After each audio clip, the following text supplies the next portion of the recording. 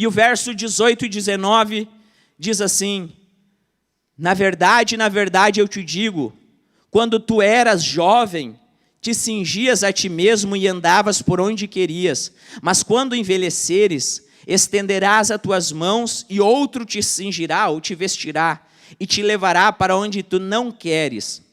E falou isso, significando com o tipo de morte que Pedro deveria glorificar a Deus. E tendo falado isso, lhe disse: segue-me.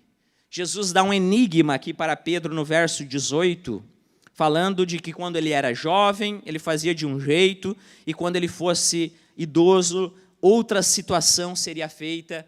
E o que esse enigma de Jesus tem a ver com esse contexto, especialmente ligado ao verso 19, porque o verso 19 vai dizer que este enigma tem a ver com a morte em que Pedro morreria, e que seria uma morte que iria glorificar a Deus.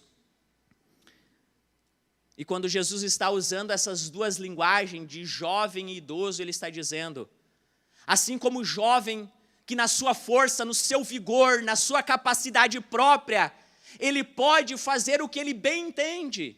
Ele pode ir para onde ele quer, se vestir do jeito que ele quer e fazer as coisas do jeito dele. Quando essa pessoa fica idosa, e a idade já bem avançada se aproxima dele, ele já não pode mais fazer assim, já não é mais do jeito que ele quer, porque ele vai depender de outros, ele vai precisar do amparo de outro, ele vai precisar que alguém o guie, e alguém faça coisas que ele nem queria fazer. Jesus está dizendo com esse enigma: Pedro, o amor que tu sente por mim, ele só pode ser verdadeiro quando é um amor que não é centrado em ti mesmo. Esse amor que não é firmado na tua própria força. Este amor que você diz que me ama na tua própria capacidade. Pedro, o amor verdadeiro que você pode dar a mim é o amor que não parte de ti mesmo. É o amor que não nasce em teu próprio coração. É o amor que não vem da tua própria ideia, da tua própria capacidade. O amor que tu pode me dar, e é o amor que tu pode me amar verdadeiramente, é aquele amor que não depende de ti, que é externo de ti, que vem fora de ti, que você recebe de alguém, que alguém doa para ti, que alguém faz por ti, que alguém age em teu favor. Este é o amor que tu podes me dar, Pedro. Por isso, Pedro, tu só pode me amar se tu receberes amor da minha parte.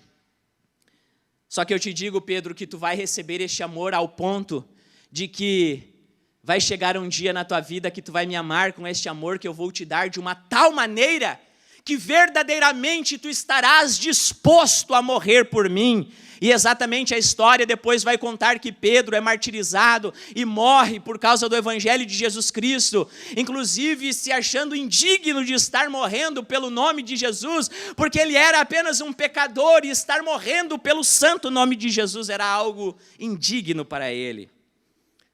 Mas isso aconteceu porque Pedro recebeu este amor que ele não poderia dar por si mesmo ao Senhor. Ele não poderia dar este amor ao Senhor.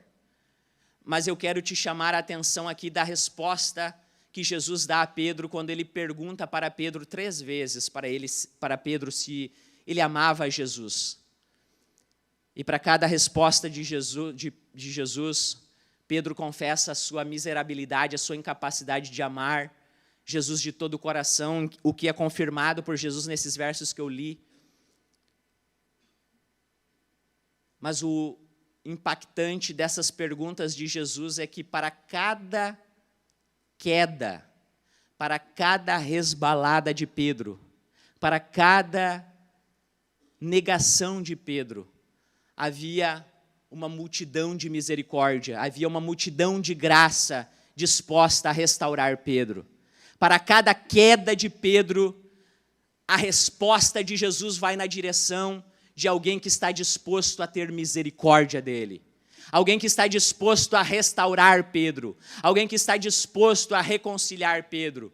E eu quero encerrar essa minha pregação dizendo para os irmãos lerem em casa o Salmo 103, o verso 8 até o 14, aos quais eu só vou pontuar aqui rapidamente 3 coisas que esse salmo tem todo a ver com a história de Pedro.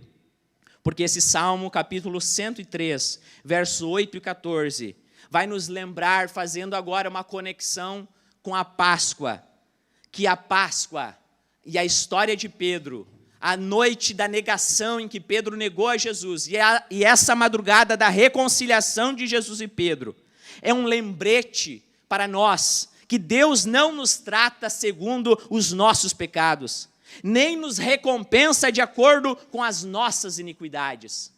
Deus não nos trata de acordo com os nossos pecados.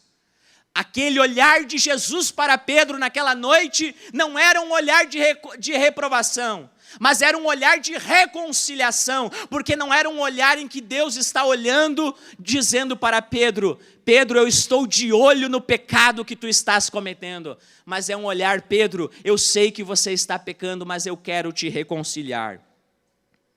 A noite de Páscoa é um lembrete, que ao invés da ira, Deus escolheu nos tratar com sua grande misericórdia, por isso Ele afastou de nós os nossos pecados.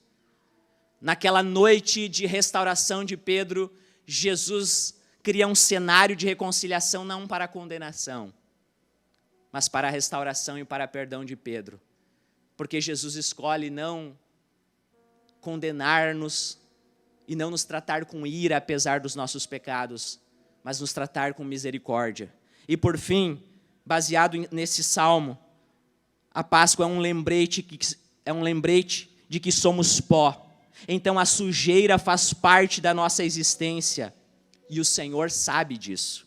Mesmo assim, Ele continua nos tratando como filhos, porque é exatamente o que Ele faz com Pedro, aquele Pedro que o havia negado. Ele cria um cenário para Pedro para reconciliar e dizer para Pedro, Pedro, o que eu te disse 3 anos atrás, que tu seria pescador de homens, ainda está de pé. Mas Jesus, eu já te disse aquela vez que eu era pecador, e tu viu há poucos dias que de fato eu sou um pecador, que não consegue te amar verdadeiramente. E Jesus diz, eu sei, Pedro, que tu és esse pecador. Mesmo assim, Pedro, apacenta as minhas ovelhas.